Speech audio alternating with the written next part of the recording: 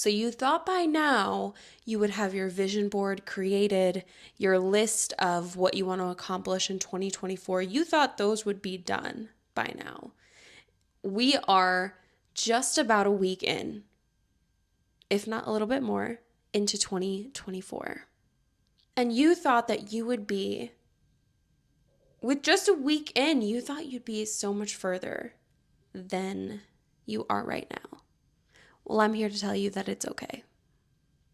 That 2024 has just begun, and you don't need to have a vision board created already. You don't need to have your list of accomplishments or things that you want to accomplish.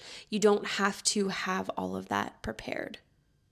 I want to change your mindset about New Year's resolutions and how, quite honestly, they are garbage. So let's talk about it.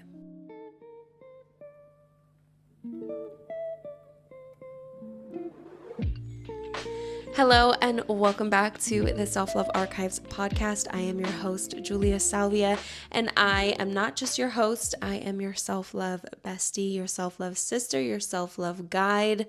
Any one of those titles is perfection with me. You can also call me honey. That's my favorite thing to call people. Hi, honey. Welcome to 2024, you guys. Hi. How was your New Year's? How was your very first week of this beautiful, lucky year? I'm feeling all the good vibes for 2024. And I'm just excited, man. I don't think I've ever been this chill, but excited. I'm chill because I know that it's going to be such a great year. I don't know what the year holds, but it feels great. It feels grand. The lucky number for 2024, or the angel number, the numeral number, is 8.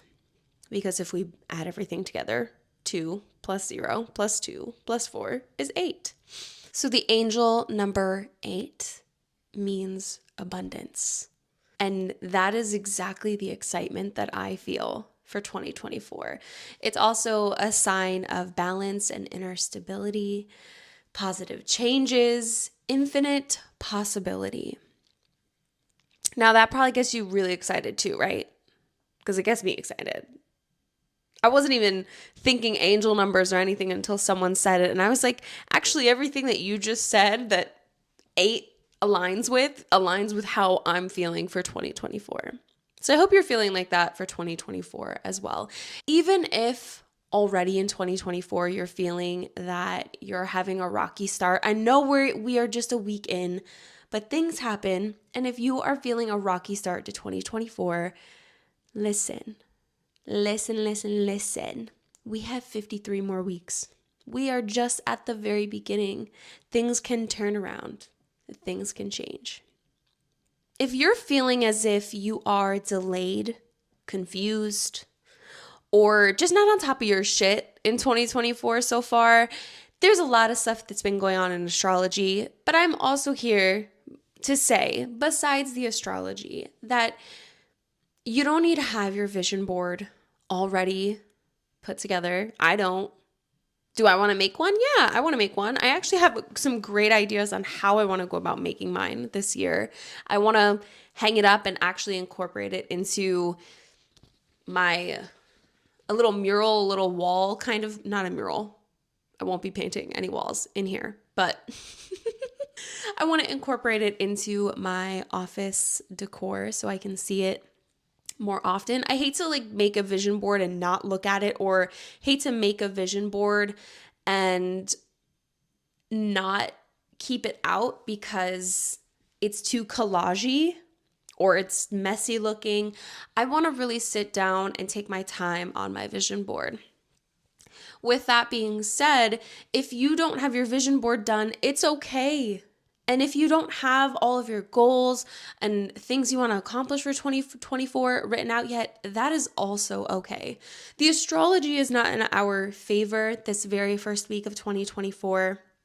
It really calls for us to chill, to take it slow as we dive into 2024.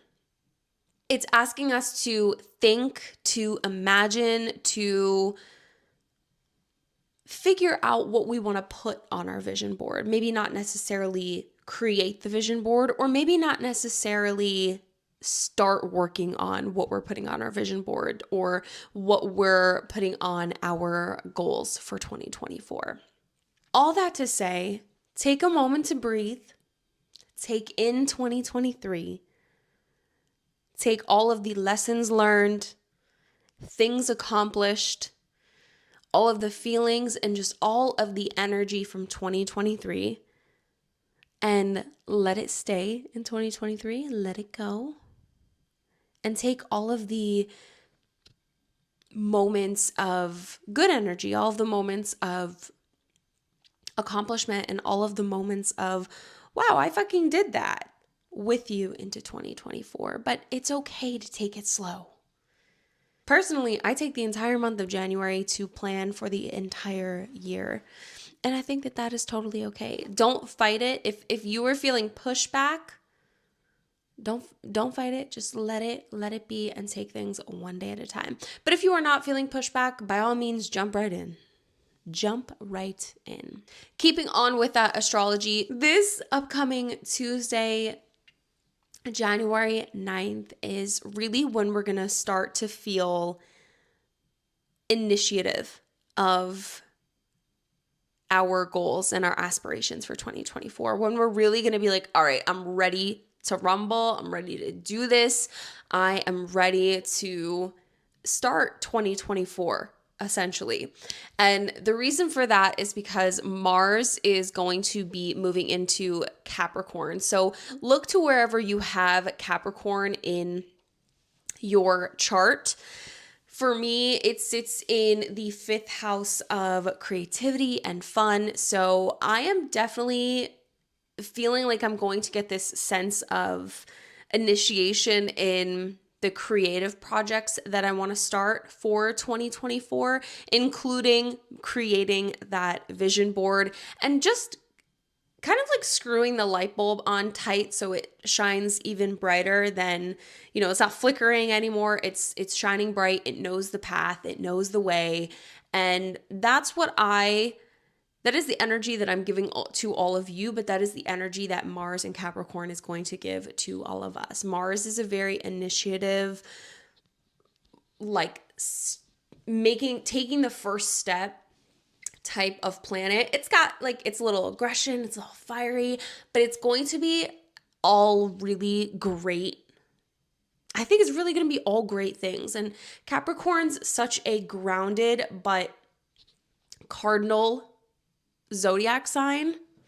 And a cardinal sign usually has this sense of initiation, like this urgency, this immediacy, where in like everything they do, it's very ambitious and it's like, I'm going to get this shit done. I'm going to do it right now.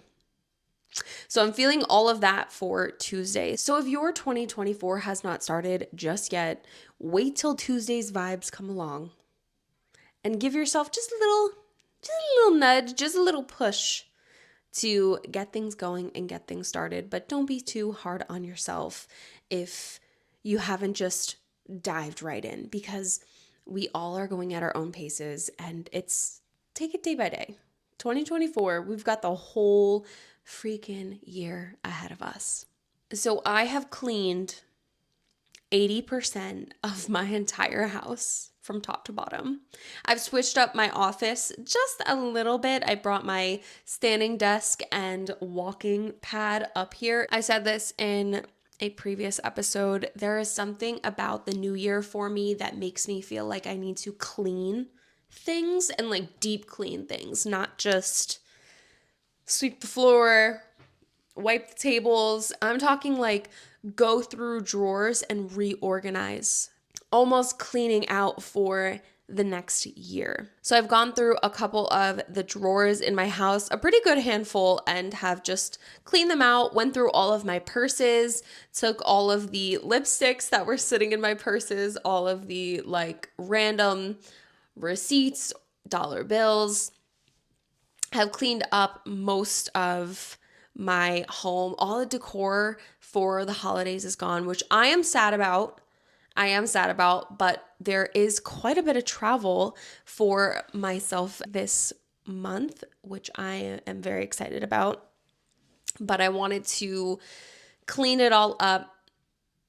And it was almost like a little domino effect. In order to get my standing desk and my walking pad up into this office, we had to clean the garage, but we couldn't clean the garage until all the decorations for the holidays were put away. But it feels good. And if you're in a place where you don't really know where to start for 2024, maybe that might be a good place to start. I don't know about you, but for me, cleaning out my space, and I don't mean just cleaning, like disinfecting type of clean. I mean organizing, taking things out of drawers, throwing stuff away, putting stuff to the side for donation, selling stuff, doing that type of clean, like that organization type of clean, really gets, it's almost like each drawer I do, the more clear my mind gets. So if you're feeling foggy, if you're feeling like you don't know where to start, then maybe the space that you usually find the most creativity in, maybe cleaning out or clearing out that space might help a little bit. I talk quite a bit about how I'm going about setting goals and what my aspirations are for 2024. I don't love the word resolution, so I really focus on goals, visualization, the aesthetic, the word for 2024.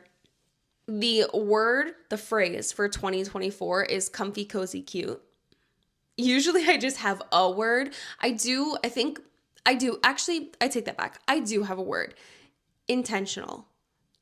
My overall overlooming goal for 2024 is to be more intentional, more intentional with my words, to be more intentional with my actions, to be more intentional with myself and my choices. That is the overarching theme of 2024. The cutesy little second priority theme is comfy, cozy, cute. I will be dressing comfy. It will also be cute. And it will also be cozy. And that is my little theme for how I'm getting dressed, how I'm showing up. It's comfy, cozy, cute. But being intentional is a really, really big theme for me in 2024. There's just a word that comes up for me in the beginning of every single year. Last year it was the word foundation, and I didn't choose the word chose me. I'm curious if you have a word for 2024. With my hope and my promise to myself in being intentional, it's, for me, means a lot more than, what I choose to do, what I choose to say. It is prioritizing differently. It's prioritizing things that are important to me. It's prioritizing things that I want to work on. 2023 was a very healing year for me after my dad had passed. It's almost, if you were to ask me September of 2022, the month before my dad passed, where I would be today, this is not it. This is not it. This is way beyond, I couldn't even tell you. My life got flipped upside down. So 2024 feels to me like the year I need to make some priority shifts. We need to shift some things in and out of priority, and I need to be extremely intentional with so many things, including my time, including how I'm creating, including how I'm taking care of myself. And that is what I wanted to talk to you about today, because I can only imagine how many other people have felt this way about themselves and have been in this position before. And I have definitely touched on this previously. But my health is such a huge priority of mine for 2024. When we go through a really tough time in our lives, the hardest thing to do can be the simplest thing when we're just having a good day, which is taking care of yourself. That means brushing your teeth, drinking water, eating food, getting outside, like staying active, all of those things. All of those can be so difficult when life kind of hits us with a wrecking ball. And that is what the end of 2022 did for me. Absolutely came in like a wrecking ball, and 2023 was kind of picking up the pieces. I am the unhealthiest I have ever been in my entire life. My entire life. It's the hardest thing in the world to admit that. It's the hardest thing in the world to admit the choices that you have made that have led to the detriment of yourself, to the detriment of your health, to the detriment of your mental health, your emotional health, your physical health, to just the detriment of you. But you need to give yourself grace in those situations, because while, at the end of the day, it may be you who made the choices that led you here, there may have been underlying reasons that made those choices that would usually be pretty easy 10 times harder. Or there may have been some shifts in your life, some changes in your life, or a lot of little changes all at the same time that have led you to where you are. And what we're not doing is we're not using it as an excuse. We're taking a step back to look at what led us to where we are today and having this self-awareness, taking responsibility for the choices that we have chosen to lead us to where we are today, but looking at it as a whole in this very self-aware type of way so that we can understand ourselves better, so that we can support ourselves better. In 2023, I moved. I left the gym that I usually had gone to because of that move. My schedule changed drastically. I was not waking up at the same time I usually had been, which was like 7, 8 o'clock in the morning. It turned out that I would start waking up actually at 9, 10 o'clock in the morning. I would go to bed super late. My caffeine intake increased. My alcohol intake increased. My work slowly started to take shape, but was still all over the place. I started doing a lot more food collaborations for my food account, which is really amazing, but also leads to going out and eating out a lot more. I drank a lot less water. I very rarely went to the gym. And honestly, the list goes on and on and on and on. Especially after I had moved, while a lot of stressors had disappeared because moving out of my dad's house was such a stressful period of time, it changed a lot of different things. I tried very hard in 2023 not to be hard on myself, especially after the passing of my dad. And I had never dealt with this severity of grief before, that I knew I wanted to go easy on myself. But I almost sit here with you and think that maybe did I go too easy on myself? Did I let myself completely, utterly go in so many aspects of my life? Did I completely break down all of the foundations I had built over the past couple of years as an adult to the gravel, to then now be in this position where I have to build those foundations again? Or if we look at it from a completely different light, maybe that's the way that it all was supposed to happen because the foundation wasn't sturdy enough to stay standing. We can be as disappointed as we want in ourselves. We could say, oh, I should have done that, or I shouldn't have made that choice, or I should have done this, I could have done better there. We could sit and talk about what we coulda, shoulda, woulda done in our past all day long. But the real question is, what are you going to do about it right now? What are you going to do about it moving forward? I know for me, I am starting to feel the effects of not prioritizing my health. It was one thing for me to notice, especially after I came off of birth control at the end of 2021 and realized that stress was a very, very big part of my life. And it was one thing to see how my body changed after coming off of medication I had been on for over 10 years. But it's another to not provide my body with the nutrients that it deserves, to not care for my body in the way that I deserve, to not treat myself with the love, the respect, and the care that I deserve, that we deserve.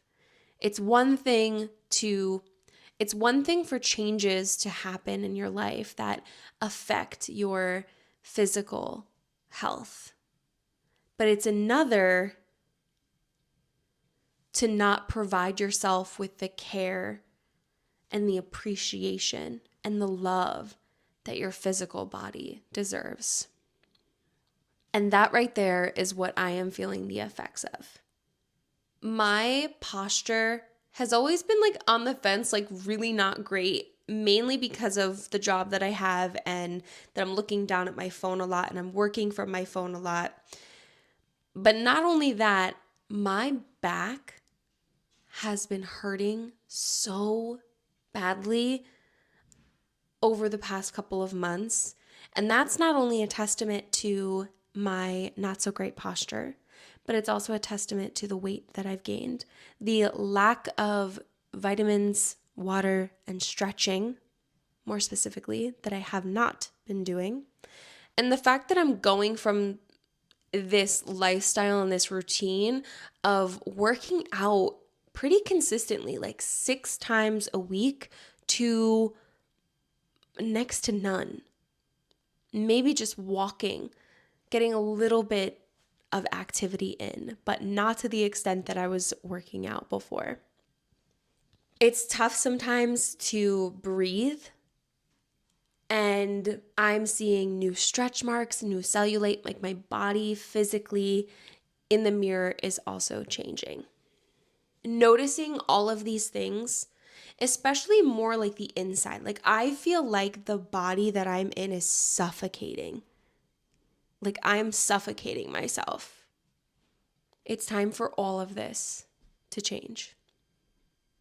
It's time to be more intentional with what I'm prioritizing and who I'm prioritizing, aka myself. So if you're feeling like I'm feeling, I don't want you to be angry at yourself. I don't want you to be mad at yourself. I don't want you to be disappointed in yourself either. I want you to ask yourself this question: what are you going to do about it? Do you want to feel like this? If this continues, where do you think you'll be in a couple of months? I don't know about you, but I want to wake up with energy. I don't want to be sleeping 10, 11, 12 hours almost every single night because my body is tired of my body. 2 things can be simultaneously happening at the same time. You can be working on yourself, prioritizing your health, while also loving this chapter and this body that you're in currently. Two things can be true at once. And you can work on your body while also loving your body. And I think it's really important that you do love your body while working on your body. Because if we don't love our bodies in the chapter that we're in now, we're going to be constantly shaming ourselves to get to that next chapter, thinking that when we get there, oh, we're just going to love ourselves all of a sudden, when that's not the case. Because the chapter is just the next couple of pages. If we don't respect and love our bodies now in the chapter that they're in right now, we're not going to notice when the next chapter comes along. It's like the pages are just melting together. And the other thing I want to add to that is it's okay to want to make changes for yourself, to better yourself, to be a better version of yourself, but also love who you are today. And if we don't love who we are today, it's almost like we're chasing this imaginary fairy tale ending to the story that we're never going to reach because it doesn't exist. Because it isn't the next chapter in our book. Because it isn't the final page of our book. I'm going to listen back to my own podcast whenever I'm feeling down about my health and about my body in 2024, because it's not only being intentional in 2024, it's prioritizing my health and taking care of the only person that matters most, which is me, which is you. Speaking of prioritizing health in 2024, prioritizing ourselves in 2024, prioritizing self-love in 2024, I am going to a wedding this upcoming week. And I'm super excited to be trying on some more wedding guest dresses. It actually gets me so excited. I love to see how weddings are put together. Kind of all of like the little tiny touches that people add into their weddings, all of the little details. I love, love, love all of that stuff. I know that Valentine's Day is a little bit away, like about like a month, a little over a month away at this point. But there have been a lot of talks. I'm at that age where everybody gets engaged, everybody gets married, everybody has babies, and I've got a lot to say about it. And I love parties. And I also love love languages and self-love. So I'm really feeling like doing a series for Valentine's Day where we talk about all of the above and chat about love. So we're going to see how that comes to fruition for us here on the Self-Love Archives podcast. I'd also love to do a full episode on self-love and how to love yourself more. I know we talked about it very, very early on when I started the podcast, which really in retrospect wasn't too long ago, but we're going on like August, September, October, November, December, January. Yeah, we're going on basically half a year. So I think it's time. It's time that we really have an episode that focuses in on self-love. A little updated episode, if you will. Until then, don't be too hard on yourself. Give yourself a little bit of extra love. I hope that the Mars in Capricorn this Tuesday gives you a lot of initiative energy. And I hope that it really kicks off your 2024 in an even more beautiful way. Thank you so much for being here for yet another episode on the Self-Love Archives podcast. I appreciate you and I love you to the moon and back. I will see you guys, as always, next Sunday at 12 o'clock Eastern Time. Until then, have a beautiful week, and I'll see you soon.